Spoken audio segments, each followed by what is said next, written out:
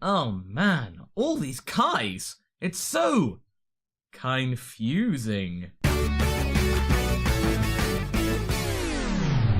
Hey guys, Masako X here, and as far as we were concerned in Dragon Ball, Kami was the grandest of gods, the keeper of the lookout in the heavens. But when Z came along and now Super is getting into its groove, we have got a whole lot of gods, and a whole lot of headaches. We have gods up the wazoo! Kai this, Kai that, it's become a catastrophe! Okay, alright, okay, I'm sorry. I promise to be careful. So this video is here to try and make sense of the whole god hierarchy all the way up until episode 66 of Dragon Ball Super. And the games, kind of, if you want to count Xenoverse 2. We go from the lookout to the center of all universes. A big shout out to Vitas Varnas for the topic suggestion. But for now, let's get on with the pecking order. First off, we have Kami, the guardian of the earth. Since Goku went up to the lookout for the first time in Dragon Ball, Kami was the highest known deity to us. He was here to watch over the planet and keep it from harm. Well, it was a lot easier back in the day when the fighters were a lot less strong and a lot more potent.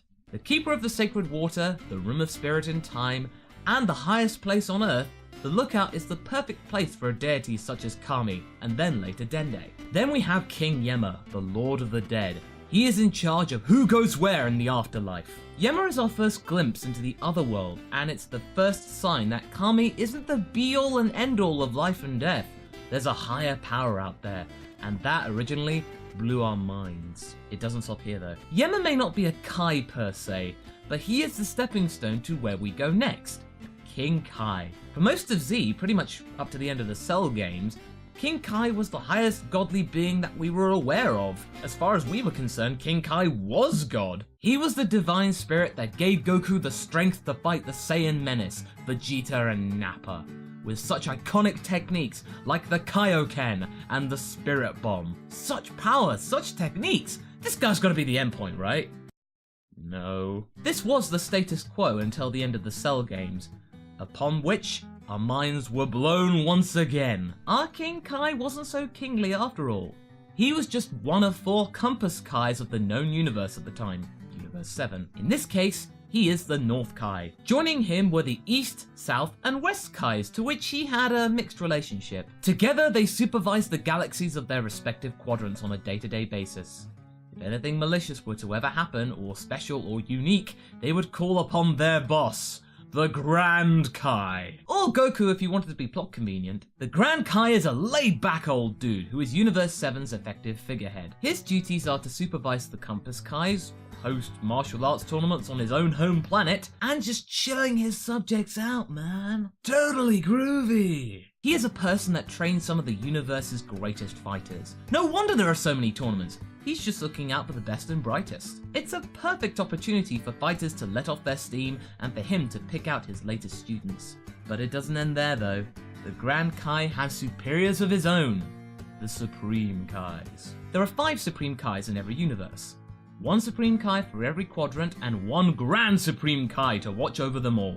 Their roles are essentially, as far as I can tell, to relax on the sacred world of the Kais, read poetry, do some art, frolic in the fields, and sometimes if their quadrants' planets are looking a little hairy, they'll go down and just check things out, or if they're just bored. Their approach to supervising their respective quadrants is way more hands-off than with the regular Kais. It's their job to get their hands dirty. The Supreme Kais do all the ceremonial stuff like drinking tea and playing with each other, and then every couple of ice ages pop out some planets and life forms, you know, just to keep them on their toes. But wait, I'm not done yet. Now it's too early to say if the events of Xenoverse and Xenoverse 2 will actually play at all in Dragon Ball Super, but if you were to consider their events as part of the anime and manga, then you could include the Supreme Kai of Time, Kronoa. She's basically in charge of all time in all universes as it seems. So she has to make sure that everything's kept in order,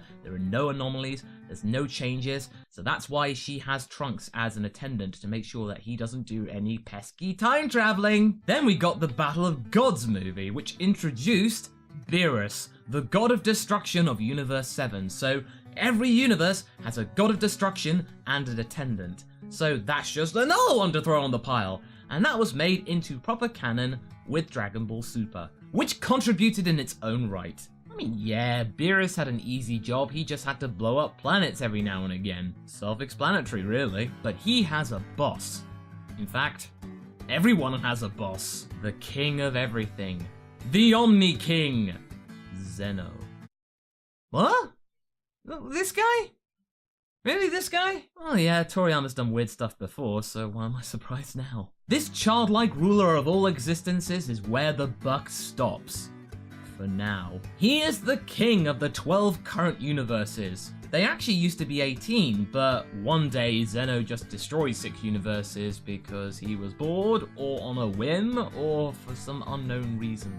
Much like the regular Kai, Zeno has a relatively homely residence on top of a giant jellyfish.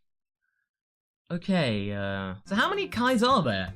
Well, in every universe there's 10. 11 if you count Beerus and the God of Destruction. So in total, there are 132 Kais, 1 Supreme Kai of Time, and 1 King of Everything, so that's 134 heavenly beings. There is one important thing to note though. Not all of those heavenly seats are currently occupied. Some of the Supreme Kais, including the Grand Supreme Kai of Universe 7, were killed by Kid Buu many millions of years ago. So as far as we know, their seats haven't been taken. The Grand Supreme Kai he's sort of alive because he's the essence of good Buu. But fortunately, his benevolent yet greedy spirit helped satiate the Kid Buu callous menace, and therefore we got Majin Buu. As far as we know, the only living Supreme Kai of Universe 7 is the East Supreme Kai, or Shin as we sometimes call him, which we see on a regular basis. Which I find really odd because either he's now become the Grand Supreme Kai of Universe 7 in all but name, or he's really shirking on his Eastly Supreme Kai duties, just to hang out with Goku. So there we go. These gods that are based on Hindu and Buddhist scripture are what govern the known universe of Dragon Ball. Bit of a minefield, isn't it? So what do you guys think? Do you think there are more Kais that will be added to the mix, or do you think that Zeno has a boss of his own? Leave a comment below and let's get this discussion going. But anyway, I hope you enjoyed this video, and until the next one, be sure to like and subscribe. And until then, catch you later.